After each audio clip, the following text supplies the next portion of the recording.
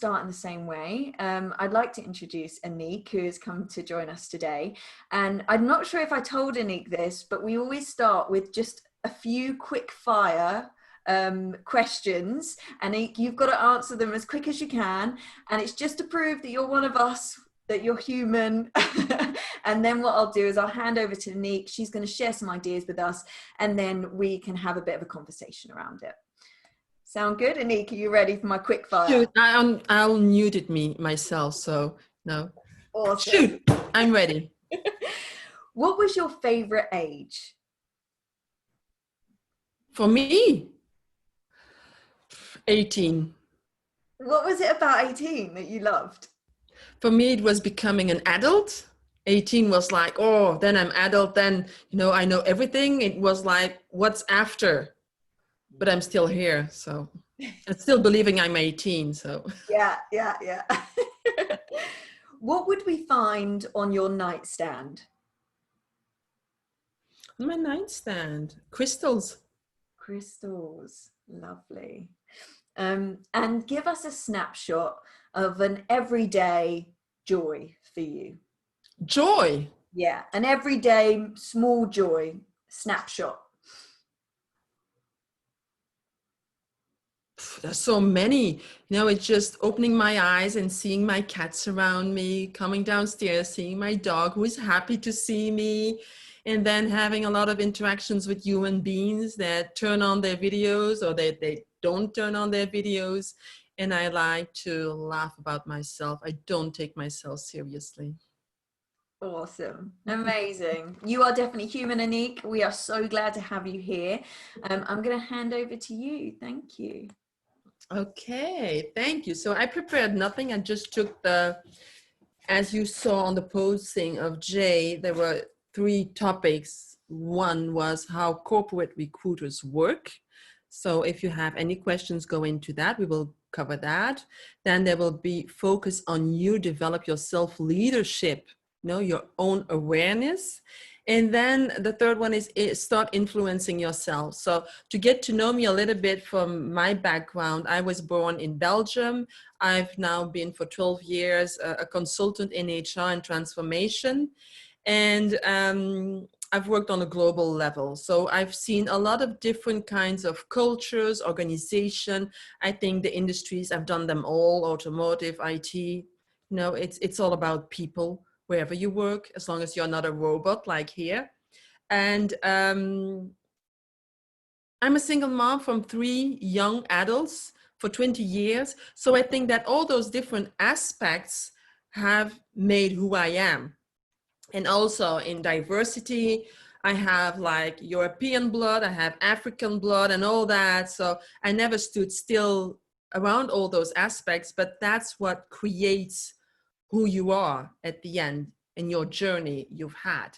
So first of all, how the corporate recruiters work. I've seen a lot of that. And at a certain point, I had to realize that recruiters in organizations have a lot of power, or at least they believe having a lot of power, because they will decide who will have the job, or even which CV we will present to the hiring manager.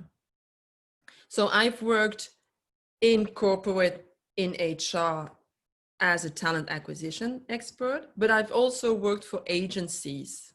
So there are 2 different aspects. When you apply for a job, you work for even a temp agency or an agency, or if you go for a corporate job. So a recruiter that's the first step when you have studied HR or psychology or whatever. That's the first job you get to know how it's to work with HR. It's often a recruitment job. And that's what you often have in corporate and also in agencies today. They take a lot of young people who just come from school because they are cheap. And what they get when they need to look for expertise, they get a checklist. And recruiters are so, lazy people, let's face it, I'm really being brutally honest. They just check their boxes. And then you have one in the agencies, a customer asks for a certain profile, but often the recruiter does not go in dialogue with the customer, because the customer always wants the diamond. Yes, but the diamond doesn't exist anymore, or the diamond, you don't have the money to pay it. So maybe a beautiful shiny crystal could be nice. You know, that's a dialogue you have to have with your hiring manager, if that's as a recruiter in a consultancy firm. But you also have to have that dialogue with the hiring manager in an organization.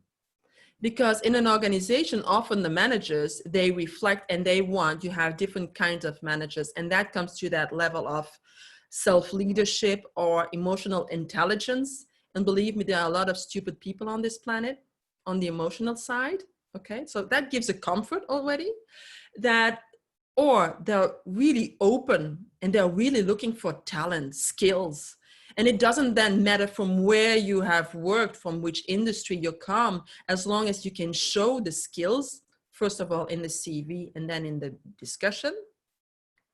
And then the other part, you have the managers who just look for people like them, because they cannot, if you would say, you know, I worked in automotive, but today I could sell vegetables. For them, they have worked 30 years in automotive. I don't understand. You see, so you have two different aspects there. But the main issue with recruitment is you have to get that CV to the hiring manager. You have to have that first even call once they have seen your CV, and have a call from the recruiter where he does normally the screening to check some dots. And then some organizations, the CV goes directly to the hiring manager and he says, okay, you can call A, B, C, D. And in others, the recruiter checks first some things and then will say to the manager, here, I suggest you to have the interview. But 90% of CVs, they throw away. They don't even look at them. You know, if you get CVs coming in when it's easy coming in, and you have one chair to fill, and you already get, after 2 weeks, like 30 CVs, you know, you hope to find something in those top 30, and the rest you will just reject afterwards. Any questions here? I have a question around that. How do you get round some of that stuff, in terms of how do you get your CV to be the one that is Pops out. Yeah, that passes through these barriers? What are some of the tactics? Yeah. Or so first, to know that a lot of organizations are really old school, you know, even if we talk about the future of the workplaces, they expect a cover letter. Not a cover mail, a cover letter. Okay. I try to educate them to say, you know, that's really old school, because today I even get cover WhatsApp messages. So how can you judge somebody because they did not put a cover letter? No, but that's how a lot of them think, because they, at their last job, they made a cover letter. And so they expect that a cover letter would be a form of respect towards the hiring manager. That's one. Then your CV, it's interesting to go and Google the organization and adapt your CV according to the job you want. I've done a lot of coaching and career coaching, and I always say, you know, once you're looking, play around with it, test it out, dare to be bold, dare to be creative, dare to be you in that CV, dare to put your personality. If you're very, you know, blue, white shirt kind of individual, that's okay, be that. Don't be the goofy, creative one, but put your personality in that CV. I would always suggest to start with, okay, who you are, like your competencies, what you are recognized for. It's your time to shine. That's the only moment you have. if they can connect, and even that moment to shine, like you put, okay, having 25 experience in events and worked all over the globe, but a main expertise in the Arabic countries and contexts, whatever, those things that pop out, but always in line with the job you're seeking. So if they're looking for somebody with expertise in Europe, don't highlight that you have experience with the Arabic world, because they will not go further. Okay? And then clearly state, the dates from where to where, the organization, the title, and what the main responsibility was, and then a few accomplishments, what you have done, or where you started, what was your realization, because let's face it, the more you work, and today we try to go to sometimes 4 pages, but some people will send, 8, 10 pages. No, ideal is 2 pages. You look, you see the dots, but then it's really to get to the essence that really make you pop out. So your experience directly related with the vacancy you're applying for, highlight that. And then also your trainings you have had, that really value that they are looking for. If they're looking for some certifications, put them also, even put the pictures of the certification, whatever, just if it feels okay with you. Don't do it because that's good. It needs to be a reflection of your personality. Put a picture somewhere on top in a corner, put a picture, but not a picture on holidays drinking wine.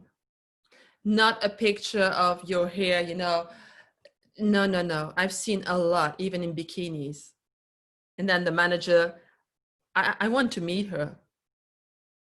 They will take time just for that joke, okay? So be professional, be warm, but be you. Again, it's very important that if they call you, even if they call, they will say, oh, this voice really I cannot relate it with the CV I just seen.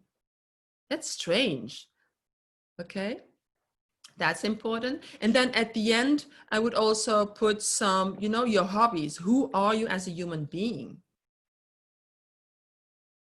Because a good recruiter, I always say there are people who can write great CVs. And my experience has learned that often those people do not have the skills you expect, but they are very good in writing it down. And that's where most of recruiters check. But if you cannot really write, sometimes you're tired. I had already people who have written or sent out 1,000 CVs and never got an answer. They were getting depressed.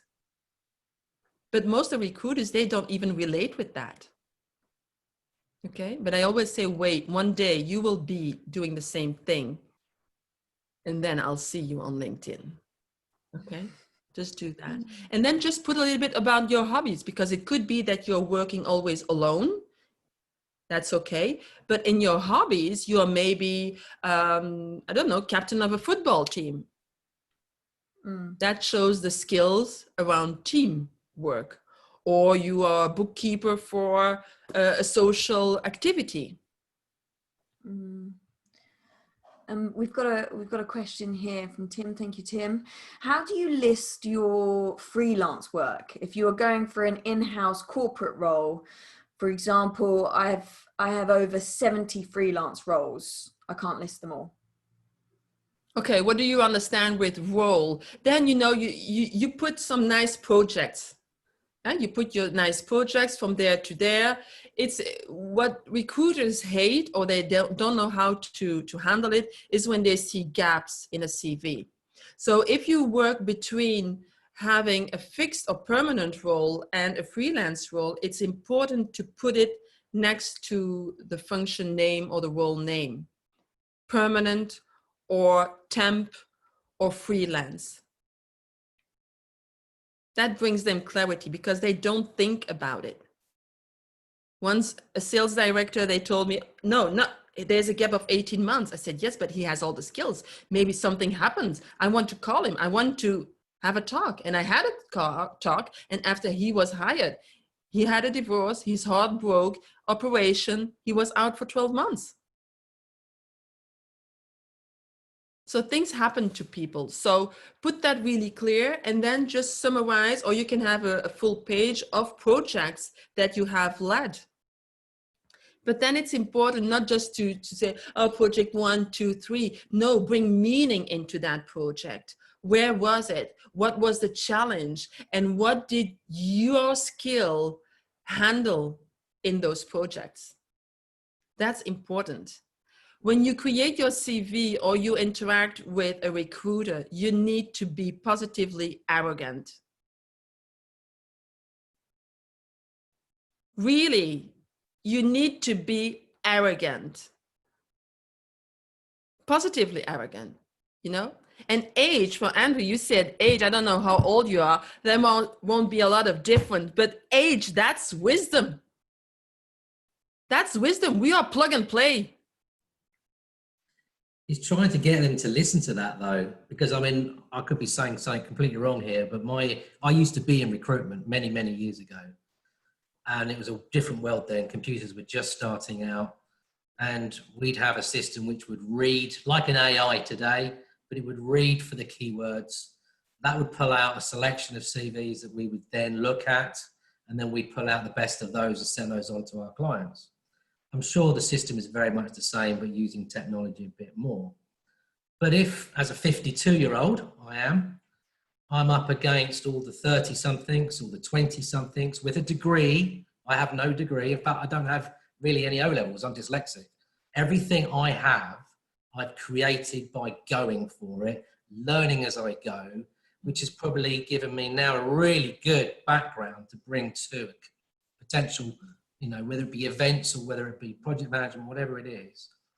But it's getting someone to actually listen. And you talk about, you know, matching your skills to the jobs that you're going for, being a bit arrogant about what you do. And I've tried to do all of these things. I've even spent money, hundreds of pounds, on having CVs rewritten and then adjusting according to the role I go for.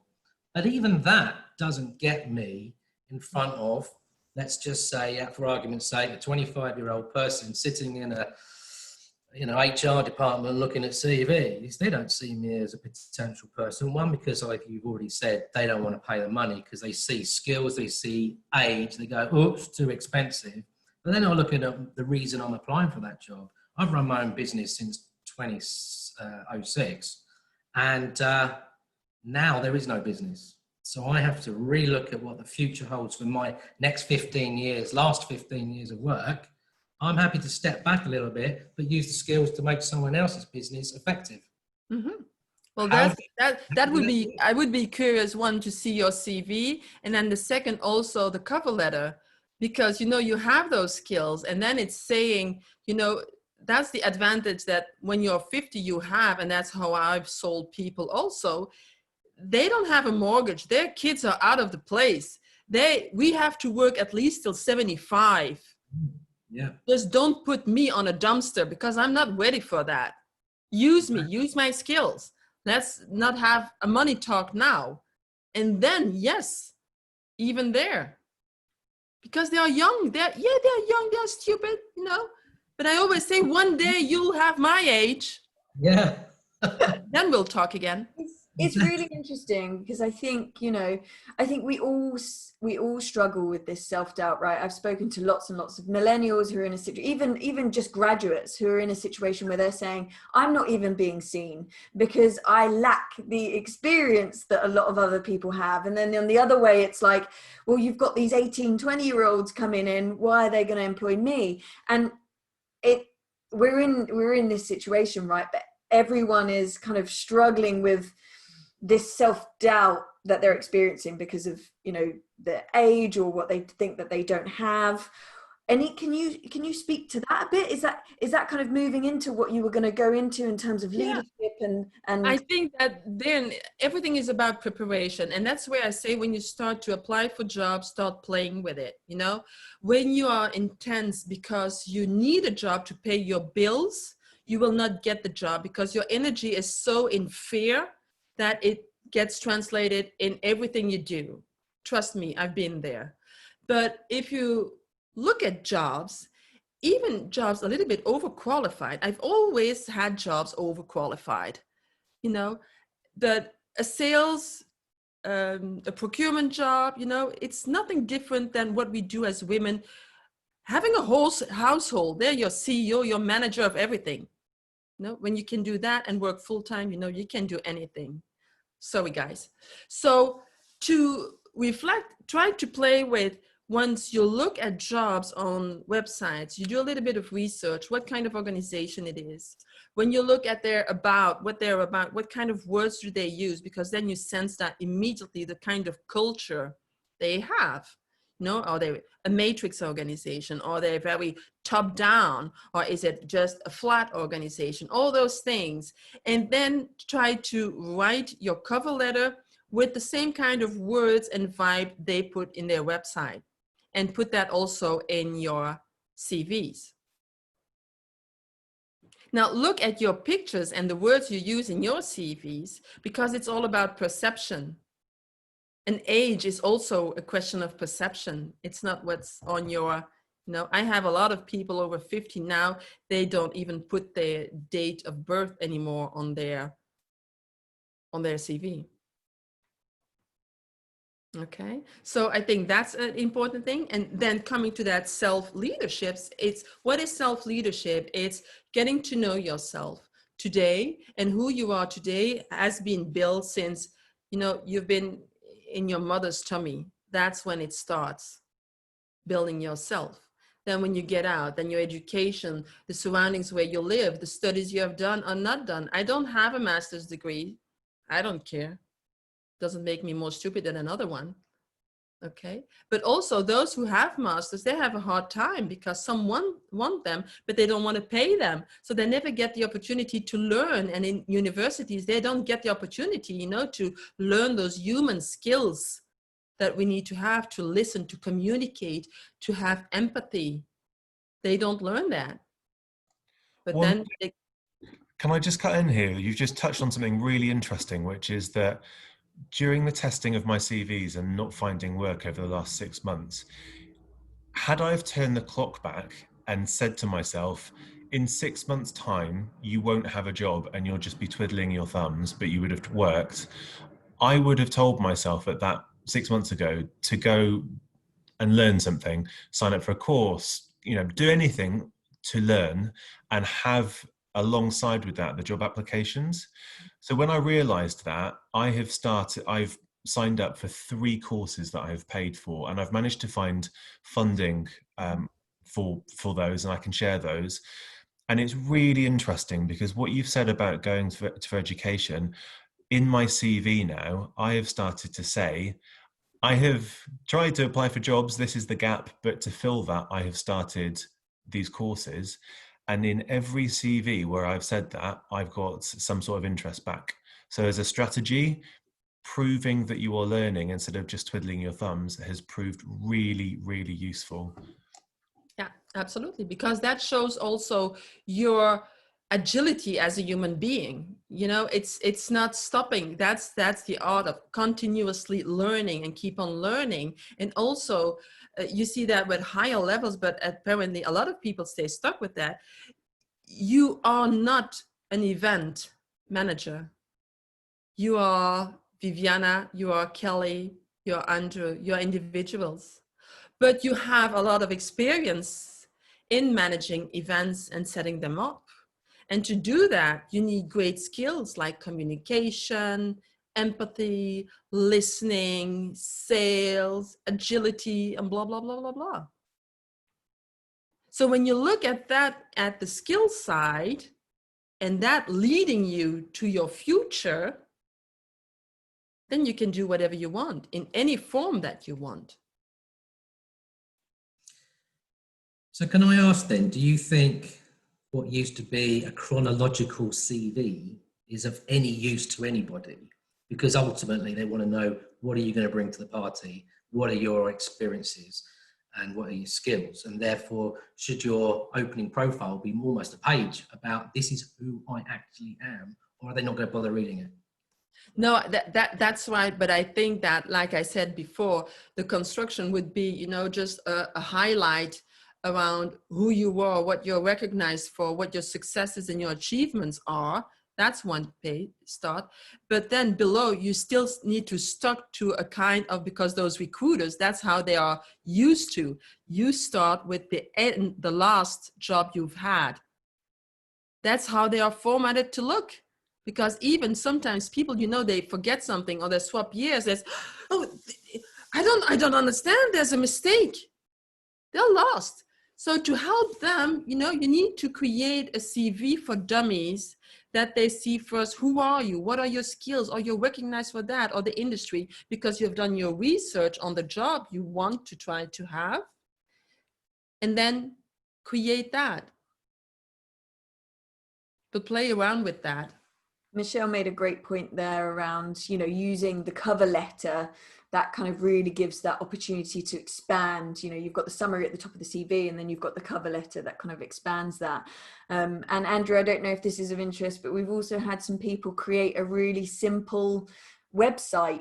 You know, you can do that. It is drag and drop now. It is that easy, where you can put some of those portfolio things. You know, you've had a business for many years, Andrew. There's going to be a huge amount of content that you're going to have that potentially you could stick there. So if that's of interest to you, I can send you an example of somebody we've had who's done that, and a couple of links to, I am not a web developer or techie in any way. I just about get on Zoom, but this is the website program that I use is literally a drag and drop. So really, really simple. So let me know if you want me to send you those as well, as a way to kind of expand out of your CV. Yeah, totally.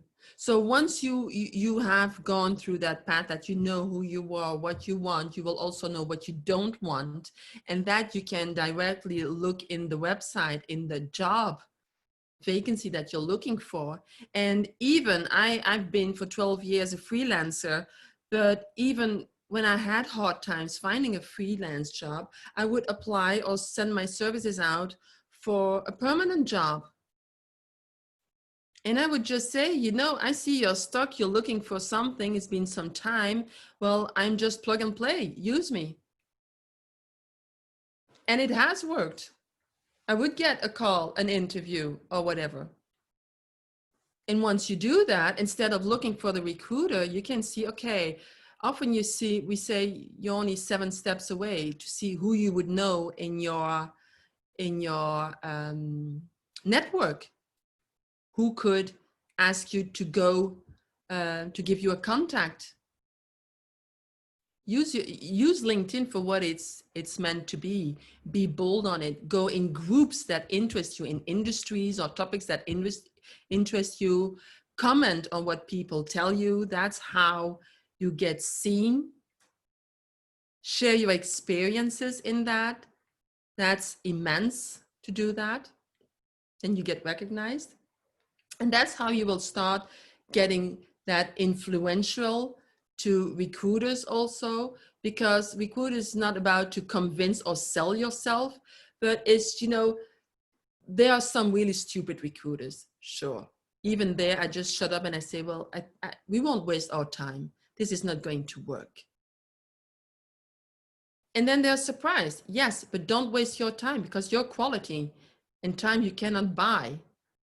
But at the other side, you can help them, because often those juniors, they're just, okay, recruit.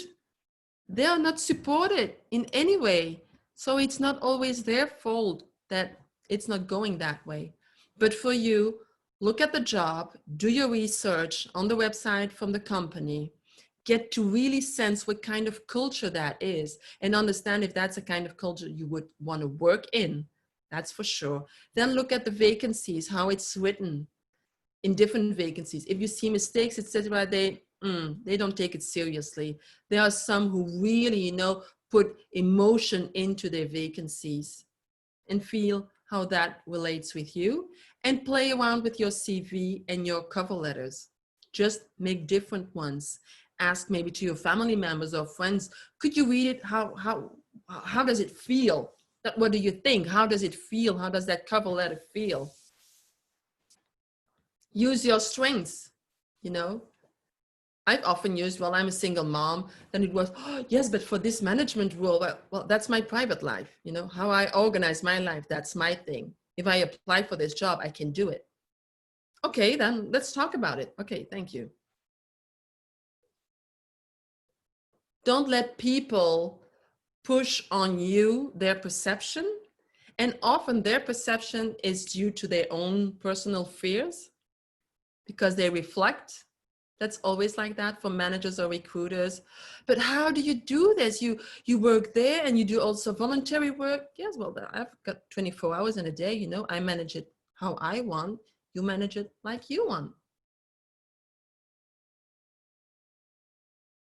And try when you get an interview or a phone call to lead the conversation. And it doesn't mean you always need to talk, but ask a lot of questions and listen and pause. Silence is gold. Silence is gold because that's something that the other side of the phone will feel and will remember. And that's what you want. You want them to remember you. Okay, if you have questions. Amazing. Thank you. Thank you so much, Annick. We'll put it to the floor. Are there any questions? Yeah, I have a question. Well, I just want to say as well, like I was told, don't hand over the power, as you say, like, you know, don't lead the interview, always keep the power. And that really helped me rethink interviews as well. But I have a question. You know, filling out applications online, a lot of the times you don't actually send your CV in anymore. You have to like fill out their horrible form and they're always different. And I have one this week that asked me for a reason I left every single job, and it was a mandatory field I had to fill out. So I just wanted to check with you, like, why would they put that in? Like, why is it so important to know that in the first instance? That, you know, they make it mandatory. Did you fill it in? I filled it in, but yeah, it felt weird. Like I haven't sent the application off yet, so I can still change it. And I'm still debating if I want to fill that in or not. Yeah.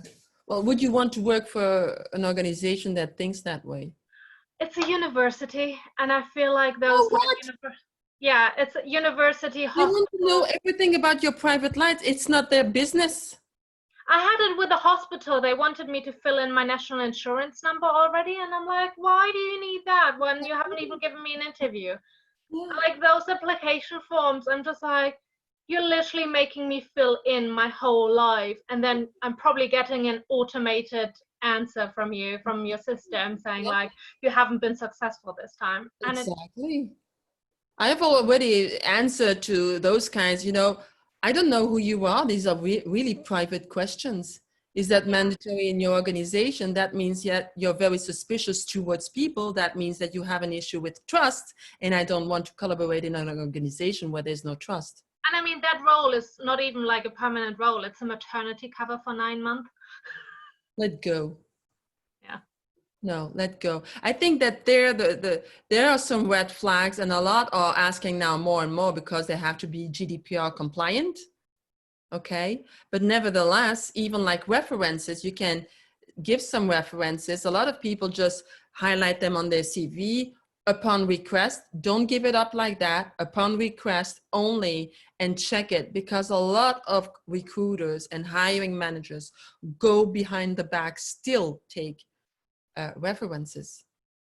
Oh yeah, they also make you fill in the details of a referees and say, if you don't want us to contact them before the interview, tick this box.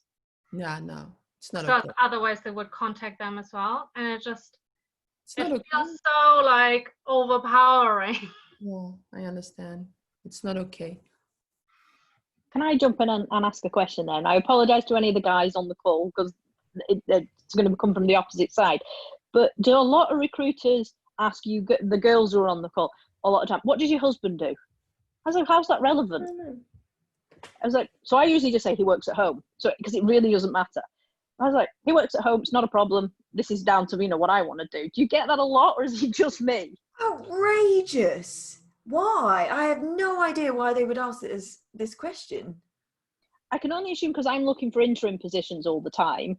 I think they're trying to make sure that I've got somebody at home to look after my child. And I was like, it's not your business. Exactly. But I just wondered if everybody gets this, or I'm just being really unlucky. Yeah. Normally they're, well, it depends on, well, normally in Europe, they're not allowed to ask anything that reflects to your private life. You know, they need to be mindful of that and to know, sometimes they could ask it, you know, she's not alone, because you always have in salaries in organizations, you have different scales, and often it's in 3 scales, you know, junior, media, senior, according to what they want to give you. And a lot of organizations will never give you the 100% when you start.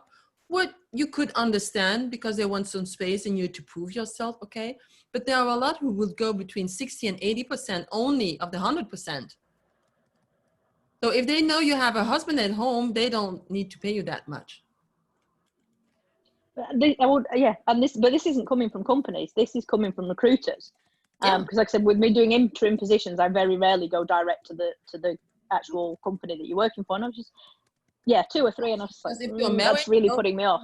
Say, oh, I'm 50 now, my mortgage is paid. Oh, they can say, okay, we can pay less this one. Can I just interject from a male perspective? If somebody asked me that about my wife, I'd say probably F off. But in a nice way, I'd probably say, we're talking about me and my candidacy. What my wife does, you can do one, basically. You know?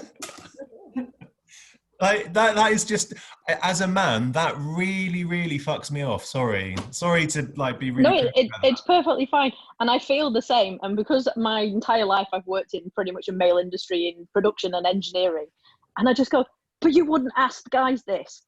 You know, why am I getting this all the time? It's none of your business. That's crazy. Yeah, completely agree. No, it's really discriminatory to ask that. Why would you ask that? Ask them the question. I always say, I have nothing against blondes, but I always say, have a blonde wig. And when the recruiter does, you know, strange things, put it on. Don't be yourself and just say, I don't understand. How is it relevant? Mm. You know? And they often repeat the question and just stick to, I don't understand your question. I can't put the links together. Okay, thank you all for coming. Annick, thank you for sharing your wisdom, for being here, for the laughs. I've had a good laugh with this one. Thank you, everyone. I think it was also nice on this one to just get a bit of realism and vent a little bit, which was quite therapeutic. So we're here next week. We're here next week. You're all welcome to join. As I say, drop in and out as it's useful for you. And it was lovely to see you all. Thank you.